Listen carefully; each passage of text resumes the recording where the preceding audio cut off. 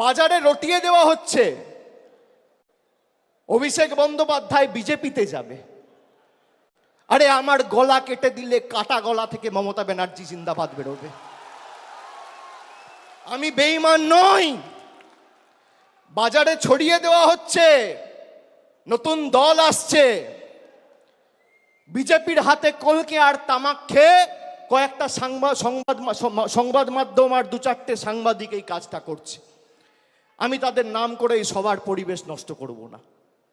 আর খবরে যা দেখবেন, আমি আপনাকে বলছি 100তে 100টাই মিথ্যে।